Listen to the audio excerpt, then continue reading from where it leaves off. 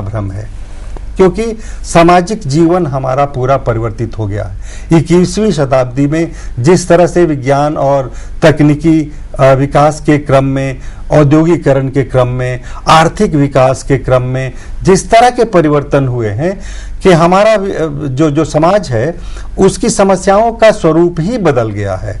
अब मात्र कुछ तकनीकी उपलब्धि कर लेने से समाज विकसित नहीं होता। समाज की सही समझ हमें जरूरी है, तभी हम समाज के विभिन्न चुनौतियों का सामना कर सकते हैं और ऐसा तभी होगा जब सामाजिक विज्ञान का अध्ययन हो। जहां तक नौकरियों की बात है, अभी डॉक्टर महापात्रा ने भी इस पर काफी चर्चा की कि नौकरियां पाना एक तो मात्र उद्देश्य नहीं है मानव जीवन का, लेकिन माध्यम अवश्य है और उसमें भी बहुत क्रांतिकारी परिवर्तन हुआ है। आज आप पूरे नौकरी या वर्ल्ड ऑफ वर्क को देख लें कि कहां कहां लोगों को नौकरियां मिल सकती हैं, तो आपको यह पता चलेगा, यह अनुभव होगा कि सबसे अधिक अवसर सामाजिक विज्ञान पढ़ने वालों के लिए है। पूरा सर्विस सेक्टर जो होटल मैनेजमेंट है या टूरिज्म है या विज्ञान के विकास के लिए जो होने वाले सर्विस सेक्टर वाले काम हैं या हॉस्पिटल से रिलेटेड जो सर्विस सेक्टर वाले काम हैं, उनमें कितना बड़ा विकास हुआ है। और आप सोचिए उसमें कितने अधिक मानव संसाधन की जरूरत है, और वो मानव संसाधन जिससे सामाजिक विज्ञान का प्रशिक्षण मिला हो। इसलिए यह एक भ्रम है, इस भ्रम को दूर करने के लिए अपने इर्द गिर्द ही देखना चाहिए कि आपके इर्द गिर्द जो काम करने वाले लोग हैं उसमें कितने ऐसे हैं जिन्होंने विज्ञान पढ़ा हो और कितने ऐसे हैं जिन्होंने सामाजिक विज्ञान का अध्ययन किया। जैसे इसमें भी मैं और दो तीन चीज ऐड करूंगा। जैसे प्रोफेसर पांडे बोल रहे थे कि देखिए सोशल वर्क एक जो फील्ड उभर के आया है आज के दिन में, उसका स्कोप और उसमें जो एम्प्लॉयमेंट अपॉर्चुनिटी है बहुत ज़्यादा है। और सोशल वर्क ही बेसिकली ज़्यादातर सोशियोलॉजी, सोशल साइंस वाले स्टूडेंट ही पढ़ते हैं।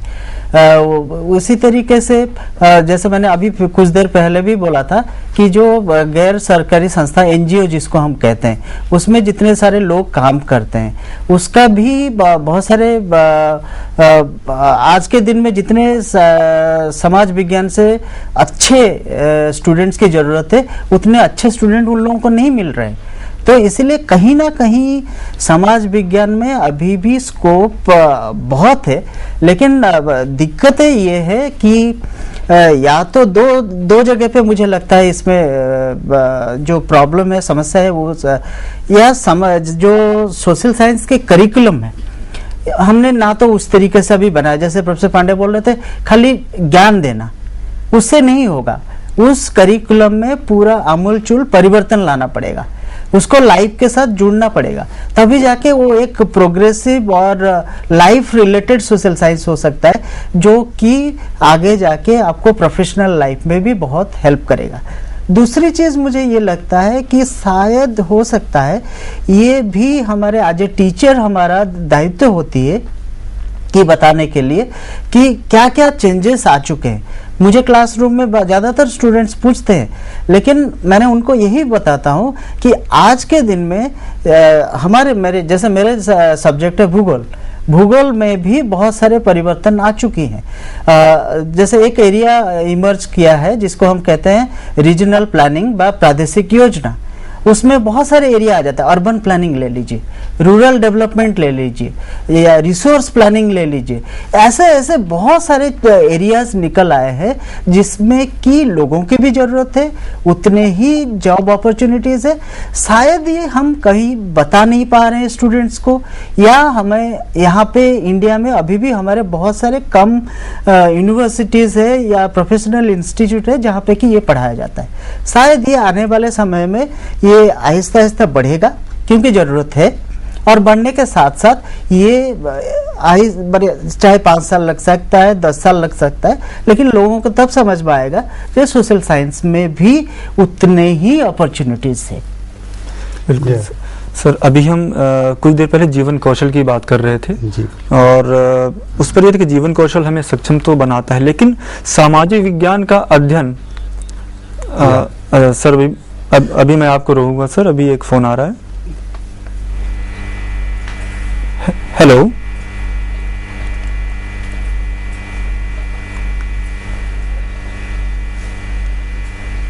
हेलो अभी हेलो हाँ हाँ शीतल जी, आप अपना सवाल बताएं। हेलो हाँ बताएं। मैं आपसे एक सवाल पूछना चाहती हूँ जी कि जो ये सामाजिक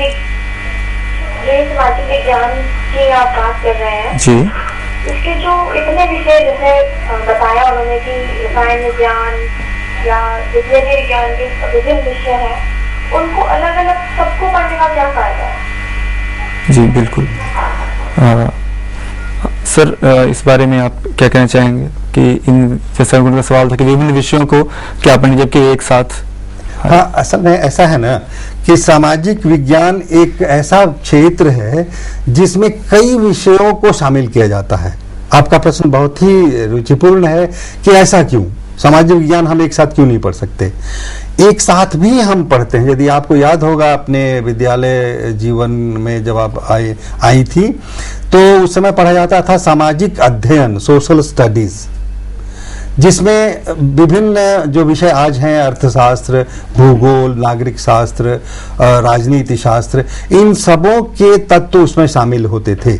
लेकिन जैसे जैसे ज्ञान आगे बढ़ते जाता है उसके विभिन्न पहलू महत्वपूर्ण हो जाते हैं।